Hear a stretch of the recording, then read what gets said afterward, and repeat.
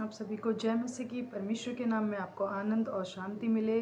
आज का जो वचन है वो दूसरा शमूएल उसका 23 अध्याय उसका हम छठे वचन को पढ़ेंगे। देखेंगे परमेश्वर का वचन आज हमसे क्या कहता है। तो छठे वचन में कुछ ऐसा लिखा है, परंतु ओछे लोग सब के सब निकम्मी झाड़ियों के समान है जो हाथ से पकड़ी नहीं जाती।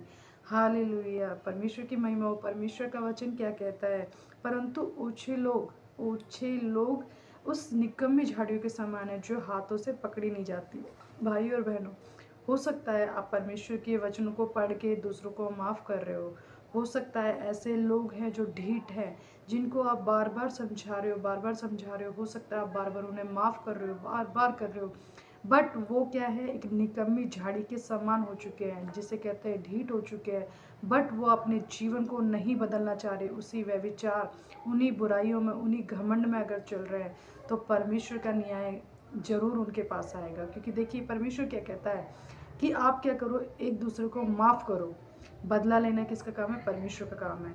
भाई और बहनों, ऐसे लोगों से पहली बात तो आप दूर रहिए जो ढीठ के समान, जो निकम्मी झाड़ी के समान है, जो क्या है, अपने घमंड को, अपने क्रोध को कम नहीं करते और उन्हीं बुराइयों में, उसी जीवन में उलझे हुए हैं।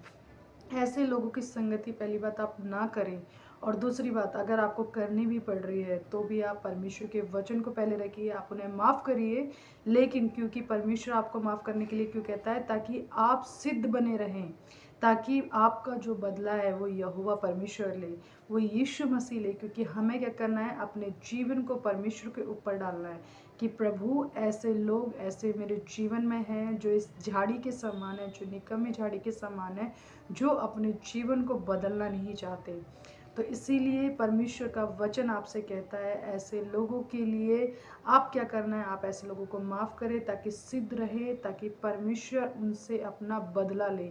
परमेश्वर का वचन क्या कहता है कि जिसने तुझे छुआ उसने क्या किया, मेरी आँख की पुतली को छुआ। सोचिए, आँख की पुतली हमारे शरीर के लिए कितनी इम्पोर्टेंट है, बहुत ज़्यादा। और परमेश्वर ने आपको अपनी आँख की पुतली बोला है।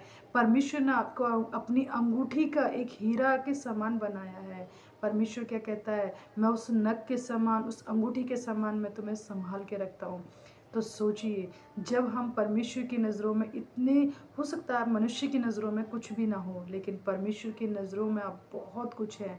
समाज कैसा भी हो, आपका जीवन परमेश्वर में होना चाहिए और परमेश्वर के ऊपर ही आपका विश्वास होना चाहिए।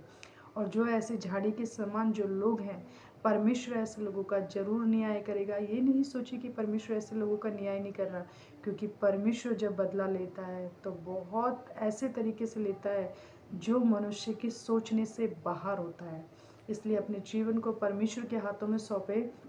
ऐसी ढीठ, ऐसी गंदी, ऐसी निकम्मी झाड़ियों को भी परमेश्वर के हाथों में सौंप दे कि प्रभु ऐसे लोग मेरे जीवन से जुड़े हैं, ऐसे लोगों को तू मेरे जीवन से बाहर निकाल दे। क्योंकि अब तक आपने, हो सकता है आपने उनको माफ़ किया हो सकता है आपने उनके साथ संगति की हो, नहीं।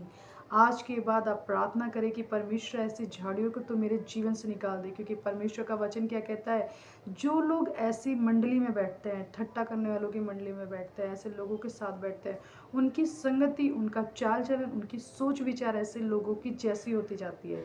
इसलिए हो सके तो आप प्रार्थना करें, प्रभु ऐसे लोगों को तू मेरे जीवन से बाहर निकाल दे और फिर से ऐसे लोगों के साथ मेरा मेल मिलाप नहीं करा।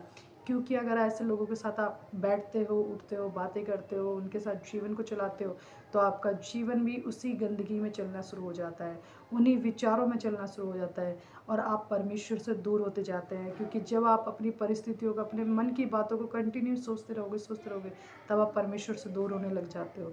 इसलिए ऐसे लोगों के लिए प्रार्थना करें कि प्रभु हमारे जीवन से ऐसे लोगों को निकाल दे, ऐसी निकम्मी झाड़ियों को निकाल दे जो हमारे जीवन को खराब करती है, ताकि आपके जीवन की, आपके परिवार की आशीषें ना रुकें।